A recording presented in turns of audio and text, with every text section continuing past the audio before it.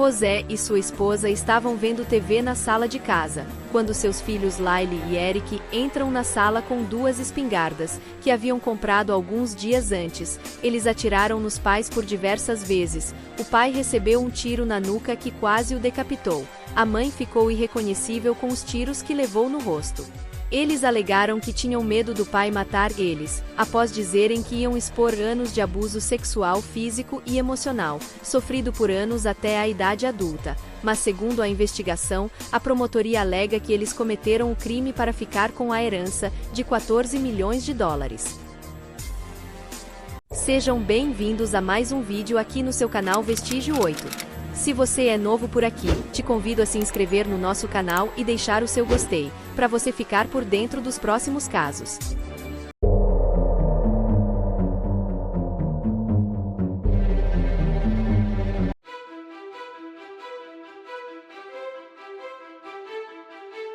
José Henrique Menendez nasceu em 6 de maio de 1944 em Havana, Cuba. A família dele era rica, sendo a mãe uma ex-campeã de natação e o pai uma estrela do futebol. Assim como os pais, o José era muito competitivo e ele também amava esportes. Só que a vida dele começou a mudar quando na época Fidel Castro assumiu o poder.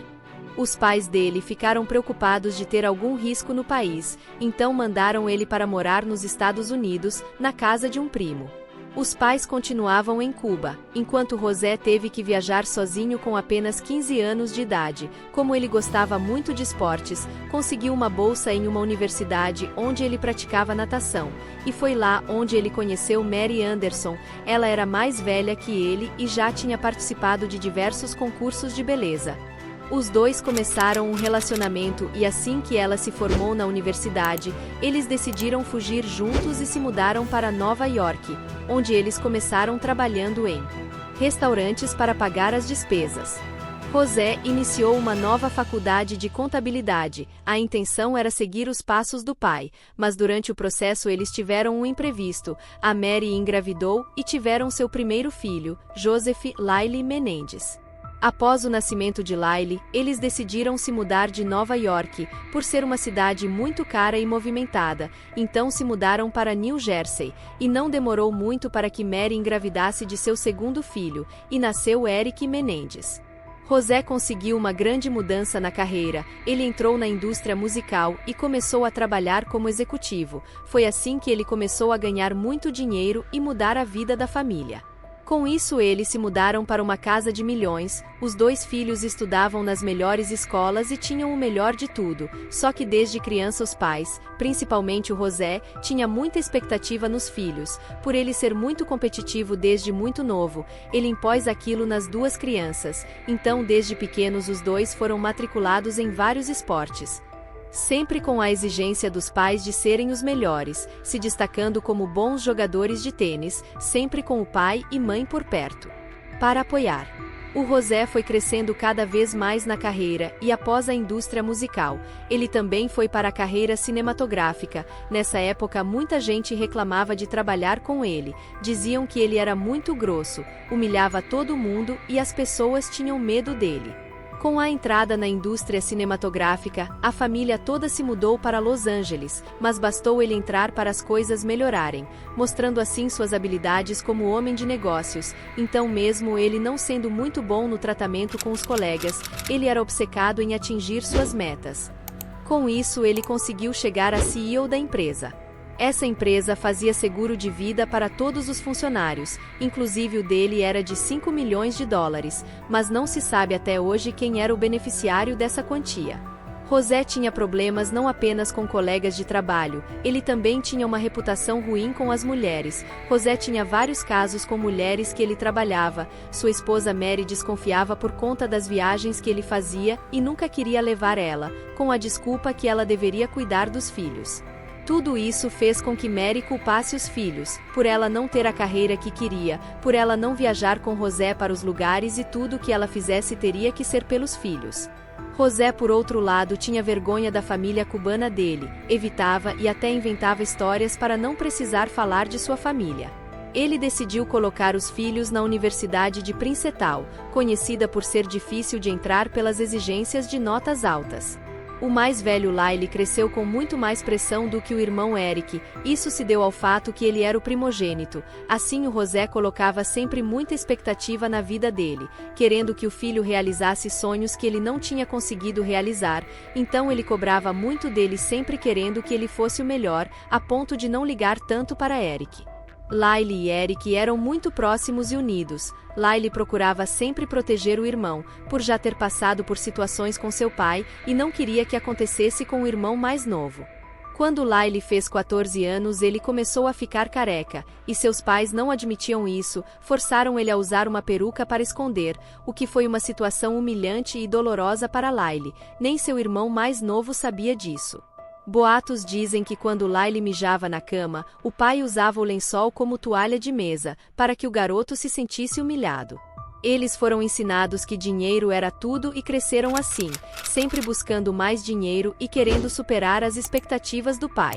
Na medida que o tempo foi passando, os dois decidiram se rebelar um pouco. Eric começou a frequentar festas, fazer amizades com pessoas mais rebeldes que os pais não aprovavam. Nisso eles começaram a invadir casas, primeiro de amigos que eles sabiam a senha dos cofres para roubar joias e dinheiro. Lyle e Eric então começaram a gostar disso. Uma vez que eles roubaram milhares de dólares, mas um amigo que não havia sido chamado decidiu denunciar eles para a polícia, que entrou em contato com José, que orientou Eric a assumir o roubo por ser menor de idade, apenas seria menor e basicamente era pagar um valor e frequentar serviços comunitários.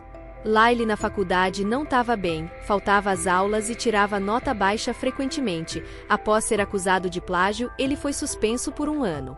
Com isso, José decidiu dar um trabalho a Lyle na mesma empresa que ele, mas também não deu muito certo. Ele faltava o trabalho e as pessoas também não gostavam de trabalhar com ele, então logo depois ele foi demitido.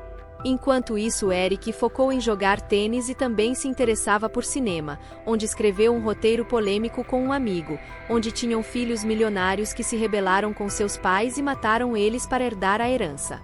Nessa época, José estava decepcionado com os dois e estava até considerando tirar eles do testamento. Em agosto de 1989 as coisas começaram a ficar estranhas. Pessoas próximas da família suspeitavam que algo não estava bem. José e Mary levaram os filhos para pescar no iate deles. O capitão do iate disse que eles estavam estranhos. O casal ficava em um lado do iate e os filhos do outro lado. Algo parecia não estar bem entre eles. Um dia depois a vida de todos mudaram, quando Lyle e Eric decidiram assistir um filme no cinema, enquanto José e Mary ficaram em casa também assistindo o filme. Tudo estava bem até que por volta das 10 da noite, 2 homens armados entraram na casa já atirando. Eles não tiveram chance de reagir. José levou 6 tiros, sendo um na nuca. Mary levou 10 tiros, sendo alguns no rosto. A sala da casa parecia uma verdadeira cena de horror com muito sangue.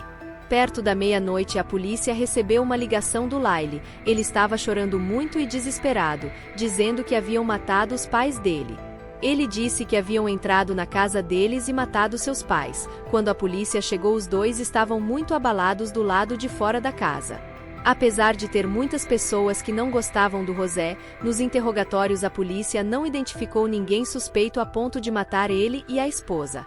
Lyle e Eric, após o ocorrido, foram morar em um hotel, com medo que pudesse acontecer com eles, então contrataram seguranças e andavam de coletes à prova de balas, mas logo também eles começaram a gastar a fortuna de forma descontrolada. Os dois foram com roupas novas para o funeral. Familiares diziam que eles pareciam estar bem, inclusive ouvindo piadas e planos para viagens com amigos.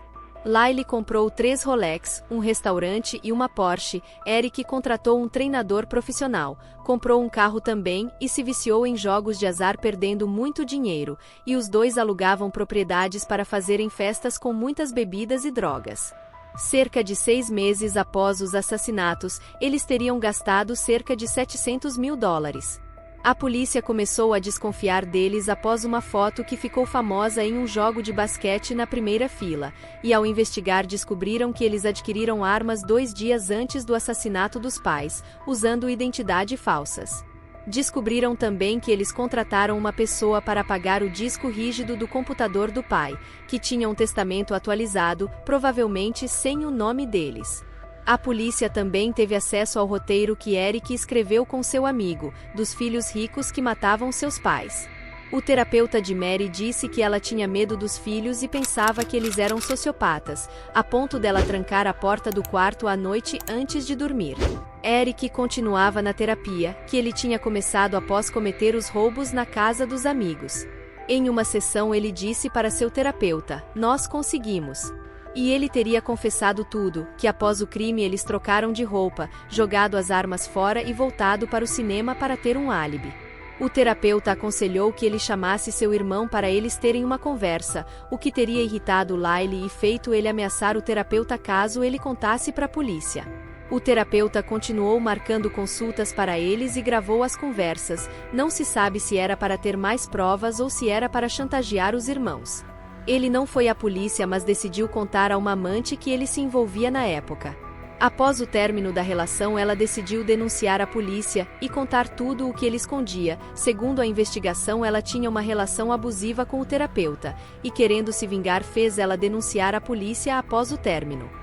Só conseguiram quebrar o acordo de confidencialidade entre médico e paciente, porque Lyle teria ameaçado o terapeuta, então imediatamente os investigadores, com medo da fuga dos dois, foram atrás primeiro de Lyle e prenderam ele saindo de casa. Eric havia ido para Israel jogar tênis.